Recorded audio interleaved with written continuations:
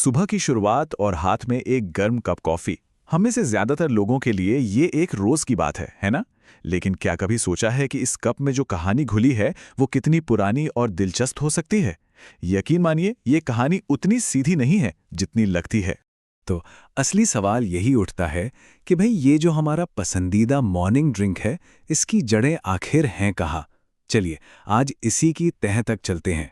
देखिए, आज तो कॉफ़ी हमारी आपकी ज़िंदगी का मतलब एक तरह से हिस्सा बन चुकी है।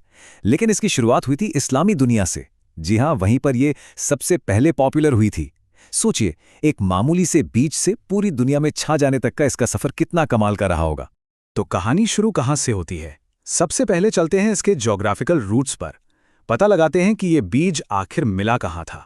तो ज़्यादातर हिस्टोरियंस इस बात पर सहमत हैं कि कॉफ़ी का जो कच्चा माल है, मतलब इसका बीज, वो सबसे पहले अफ्रीका में मिला था। और अफ्रीका में भी कहाँ? इथियोपिया में। और यहीं कहानी में एक मज़ेदार मोड़ आता है। देखिए, बीज तो मिला इथियोपिया में, लेकिन उसे भूनकर, पीसकर एक ड्रिंक की शक्ल सबसे पहले दी गई यमन में। है ना कमाल की बात? मतलब खोज कहीं और हुई और पीने लायक इसे कहीं और बनाया गया। और यमन में ये सिर्फ कोई आम ड्रिंक नहीं थी। नहीं, इसका एक बहुत ही खास मकसद था। इसका सीधा कनेक्शन था सूफी संतों के रूहानी कामों से। ऑटोमन एम्पायर के एक माने हुए हिस्टोरियन हैं जमाल का अफ्तार। वो बताते हैं कि सूफी संत इसे रात रात भर जागकर इबादत करने के लिए पीते थे। मतलब ये उन्हें पूरी रात अलर्ट रखने और ध्यान लगाने में मदद करती थी। तो मतलब पॉइंट ये है कि कॉफ़ी की शुरुआत किसी कैफ़े में दोस्तों के साथ गपशप करने वाले ड्रिंक के तौर पर नहीं हुई थी, बल्कि ये तो एक तरह का टूल था, एक औजार जो रूहानी और मजहबी कामों में मदद करता था।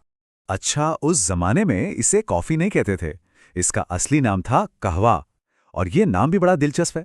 ये अरबी के एक लफ्ज़ कहा से बना है, जिसका मतलब होता है भूख का ना लगना। और ऐसा क्यों? क्योंकि इसे पीने से भूख दब जाती थी और ये चीज़ लंबे रोज़ों और इबादतों में बहुत काम आती थी। तो फिर सवाल ये है कि ये कहवा आज की कॉफ़ी कैसे बन गया? मतलब इस नाम का सफ़र कैसा रहा? चलिए अब वो देखते हैं। ये जो पूरा भाषाई सफ़र है ना, वो कमाल का है। अरबी के कहा से बना कहवा।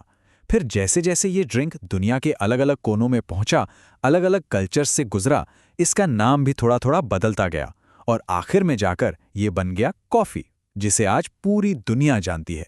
तो चलिए इस पूरी कहानी को आज से जोड़ते हैं और समझते हैं कि जब हम कॉफ़ी का एक सिप लेते हैं तो उसके पीछे कितनी बड़ी हिस्ट्री, कितनी गहरी विरासत छिपी होती है।